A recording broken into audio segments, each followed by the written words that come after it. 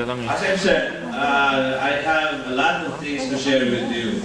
Unang-una, my own company, I don't know if I share this with you, the ABM International Consultancy. It's on our 4th month here in Davao City.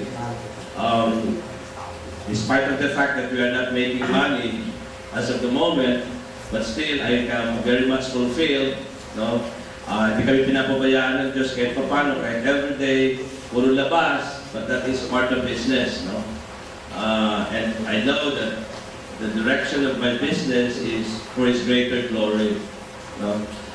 As I always emphasize to my staff that I am a businessman with a heart. No? I am a businessman with a heart. So, anything for His glory we will do for Him. No? Ang kagandahan nito, from the ABM International Consultancy, sprout ang tinatawag namin Beautiful Heart Foundation, which I organized and established and was registered in the Securities and Exchange Commission last December 19. What is the Beautiful Heart Foundation all about? No? During the singing, meron tayo, change my heart, oh God. No? Meron tayo yan, di ba? Hopefully, we're changing our hearts to become beautiful hearts. Right? What are our causes of Beautiful Heart Foundation? I have an acronym para madaling tandaan, no? Courage. C would stand for care for the elderly, the sick, and the dying. So, being a medical doctor, that is my #1 trust. No? To care for the sick, the elderly, and the dying.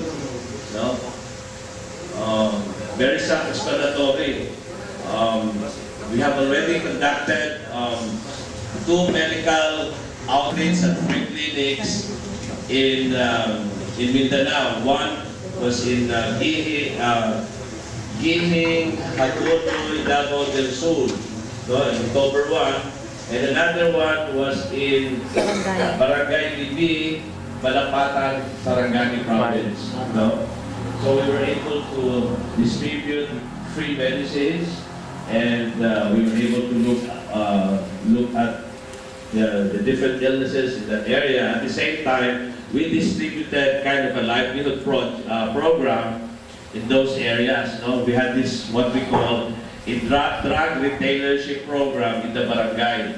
We chose poor families in the area who have the sense of responsibility of doing business, small-scale business, no? Entrepreneurial skills, by giving them worth 4,000 to 5,000 worth of medicine in the barangay. When there are no drugstores, we sell it, and then we expect, of course, that in 3 to 6 months, they return back the money to us, no interest. No? This is like the pioneer project of the Beautiful Heart Foundation. Now, the second trust is courage. What's the next letter? O stands for offer free education and training. So once we are well funded in the future, we will be offering scholarships to the poor but academically deserving students. Of course, as of the moment, we're still raising funds, no? And we are setting up criteria and the rules. So this is a nice project, especially in places where you have bright students, they're poor, they go to college. So number 3 trust would be letter U, meaning to say uplift or uproot people from poverty. So as I've said, we started with this poverty alleviation project in the form of drug retailership. And another project which she also started is yung mga mahihirap na pamilya that restore the dignity sa some kind of ideas and paano sila mag-business, we give them initial capitalization, no? Say, one got 8,000, sabi niya, gagamitin niya for ata-atagan ng baboy, but in 3 to 6 months, ibabalik niya yung pera, no? So that is our third Trust. C-O-U, and then followed by R. R meaning to say, to restore the dignity of death. So, bakit naman death? No? Why restore? I've seen a lot of people na namamatay, and yet the number one problem kaagad, especially sa mahirap, is yung pagpapalibing. It's a very common problem. No? Now, I recognize that as something that kailangan nating tumulong. No? So, hopefully, in the near future, we will be able to solicit, use coffins, no? Especially yung mga kinikremate, no? We will be able to accept those na dinedonate na lang, and then we might find a place where we can store them, or maybe with the funeral homes, and then once people will approach us for kabaong, we have ready, no, to give. And not only that, no, ang paliban sa kabaong, they also need a place where they can bury the dead, no? So we will also assist. Once we will be well funded, no? Meron ng pondo, try to work with that. And more than this palibing, kabaong, we also will be sponsoring seminars on how to deal with the death and dying, no? Especially in the Philippines now, this is a very sensitive issue, no? Especially kung ang family member is in the hospital, in a very in a near death or terminal condition. Sometimes they have a hard time deciding what to do. No, yung ating being Filipinos, minsan we don't want to let go of our sick, for what we call quality of life. See, so nangyayari is it's always been the medical doctor or the hospital is making decisions for this. In these cases, no?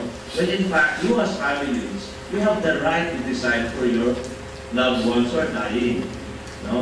So, what we're going to do in the future is we will be holding like a seminar where we will be informing people that you have the right.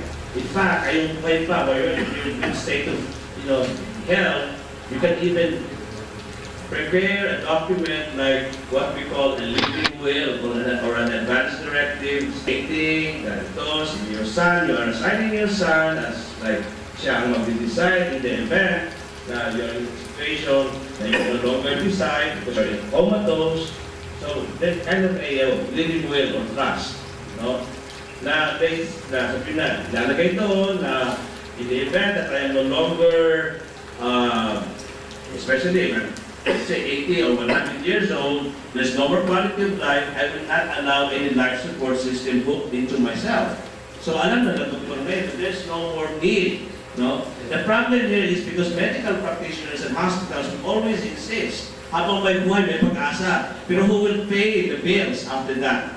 See? Useless. So we have to accept the fact that we die. Right? So there's dignity in death. There is dignity in death. Mawawala ang dignity of death kung sakaling halos mamamatay ka na, talagang pinutusukan ka pa ng kung ano-ano sa katawan mo. See? So let us approach death in a very dignified manner. No? And I think, and of course our last is to empower people to gather, to empower people. Empower is E, no? Empower people towards good governance. Meaning to say, as a people, we have to actively participate in the running of our government. No? Kailangan, we will be serving as watchdog. We know what is right, we know what is wrong, we have a stand, we are against corruption. See? No? That's because we are the government. No? We are a democratic country, so we have a say on the affairs of the government. So that is the gist of the Beautiful Heart Foundation. And on Sunday, this coming Sunday, next Sunday rather, February 5, will be the formal launching. And I am inviting the whole group. We have a holding event in the clubhouse of Villa Josefina Resort Village in Dumoy. There's a nice clubhouse inside the resort where you can, if You can join with us. The idea here is, it's nice if you can also bring a dish to share, because it's a spirit of sharing. No? We will, of course, there's already food, but if you can bring something for us to share, no? So you're welcome to go there. And we start at 8 o'clock. We will have a motorcade going to the resort, and then 9 o'clock there's a Holy Mass, so you can join with us in the Holy Mass, and after that we start the event. This will last until 3 o'clock, 4 o'clock in the afternoon, so may lunch, may snack, may swimming pool doon, so bring along your family members, but just remember also bring a dish. And